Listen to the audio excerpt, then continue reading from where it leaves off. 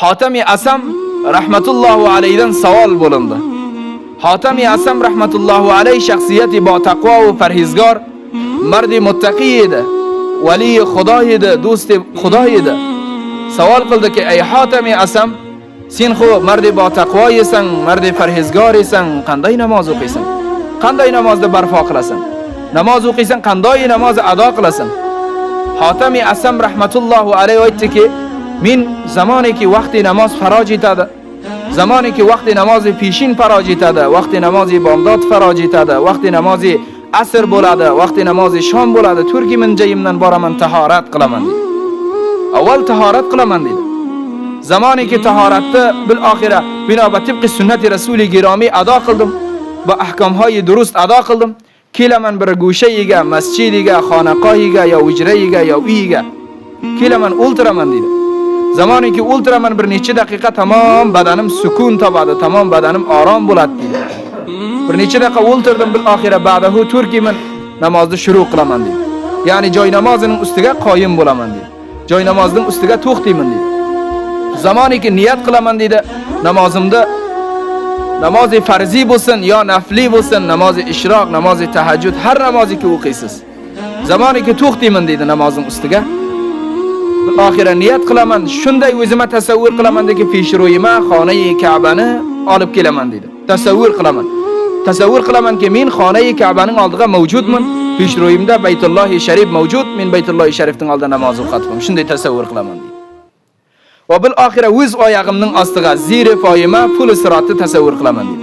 Fikr qilamanki dedi, pul sirotning ustida to'xtaman. Fikr qilamanki dedi, men pul sirotning ustida to'xtaganman. Shunday peshro'yingizda Ka'ba bil oxira Baytullohi Sharif, o'zingiz bil oxira pul sirotning ustidasizki, sho'r jesangiz bu tarafi do'zaxga tomon ravon bo'lasiz, tushib ketasiz. Shunday mavzuiga o'zimda qaror beraman. Ba'dahu as tarafi rostima jannati Allohni qaror beraman, tasavvur qilaman, tarafi chavima do'zaxda deydi. Shunday fikr qilamanki, tarafi rostimda jannati Alloh mavjud, rahmati Alloh mavjud, ne'mathoy Alloh mavjud, tarafi chavimda do'zax mavjud, azobi qabr mavjud, azobi ilohiy mavjud, azobi dardonok mavjud. Shunday tasavvur qilaman deydi. Va bil oxira kiyinima ham maloiki azob, maloiki bil oxira maloiki Xudovand mutaolni tasavvur qilaman deydi. Maloiki mavtni tasavvur qilaman deydi. Shunday tasavvur qilamanki deydi, Xudovand mutaol maloikini jibarda kiyinimda muntazir, men namozni o'qib bo'ldim, meni xalos qiladi. Ana shunday tasavvur qilaman deydi. Zamoniki bir musulmon shunday namoz o'qisa qancha bo xushu o'qiydi. Baytullohi Sharif oldingizda bo'lsin, pul siratning ustida to'xtang. Jannati Alloh bil oxira bihishti Parvardigor olamiyon fikr zihningizda bo'lsin. Oldingizda ham bil oxira maloiki mavt kelib to'xtagan bo'lsin. Shunday tasavvur qildingiz, bo xushu' bilan, bo xuzu bilan qancha bo furutani komil namozni ado qiladik. Zamoniki shu holatga namozni ado qilaman deydi Hatami Asam rahmatullohi alayhi aytadi. Ba'zan aytamanki, oya shu namozim qabul bo'ldimi yo xayr? Ba'zan Allohdan mutamanni qabuliyatini tilayman deydi. Parvardigorim mening namozimni qabul qildingmi deydi. Ba'zan shunda bo'lsa ham yuragimda bir xita mavjud bo'ladi deydi. Ammo biz sizlarga namoz o'qiymiz. Biz sizlarga namoz o'qiymiz qancha ho tez bilan.